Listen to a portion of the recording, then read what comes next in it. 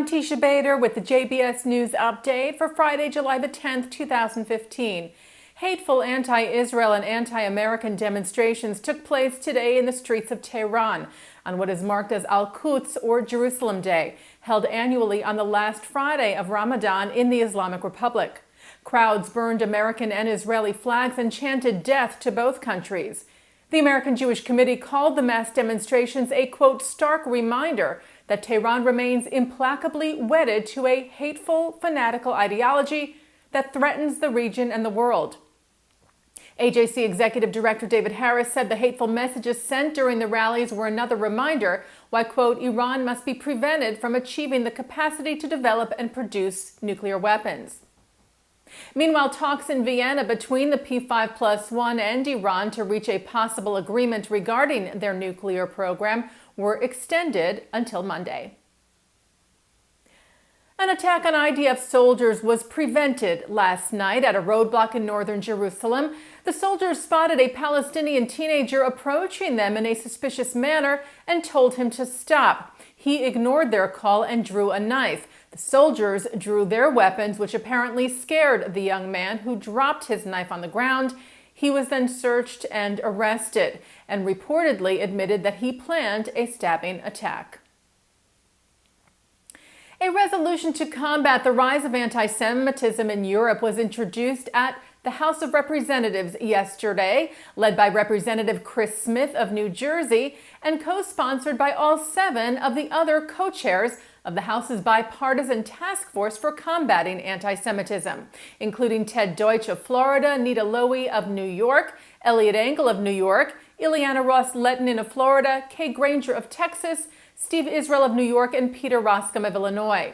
The resolution urges the U.S. administration to partner with European governments and law enforcement agencies there to work closely with local Jewish community groups to help train, prepare, and help to prevent anti-Semitic attacks.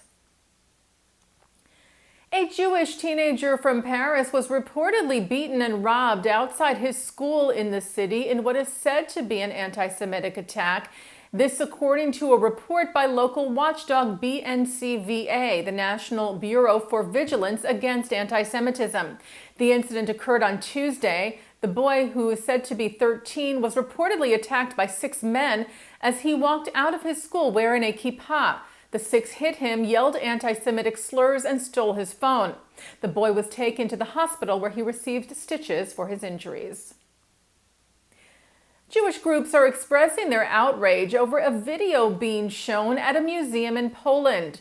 Game of Tag, which was made in 1999 by Polish artist Artur Zmaszewski, shows naked men and women playing a game of tag inside a gas chamber. It is part of an art installation about the Holocaust at the Museum of Contemporary Art in Krakow.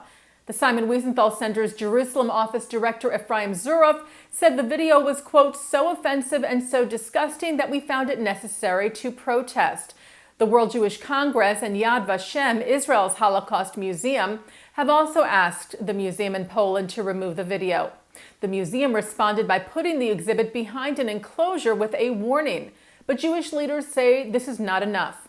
World Jewish Congress President Ronald Lauder said the WJC was very disappointed that the distinguished museum would screen a film that causes such pain and offense, not just to Holocaust survivors, but to many others as well.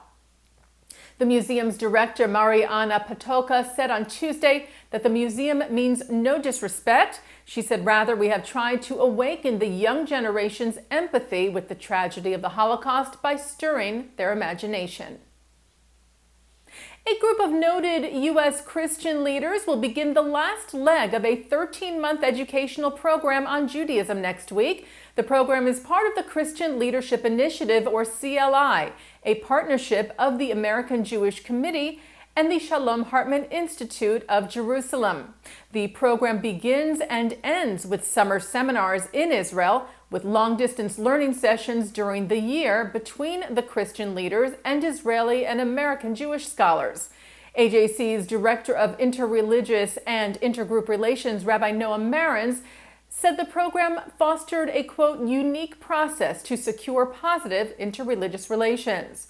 Shalom Hartman Institute's Director of Christian Leadership Programs, Dr. Marcy Link, said there is a trust between us that opens opportunities to discuss difficult issues, hear each other, and learn from each other. And looking now at our programming for tonight, Friday, July the 10th, live Shabbat services are coming up at 6 o'clock tonight from New York City's Central Synagogue, followed at 7:30 by klezmer and jazz clarinetist David Crocker from the Museum of Jewish Heritage. Then at 8, Rabbi Capers Fournier, who is a cousin of Michelle Obama, discusses his conversion to Judaism from the 92nd Street Y. At 9 o'clock, the film about orphaned Jewish children in Krakow after World War II, My 100 Children.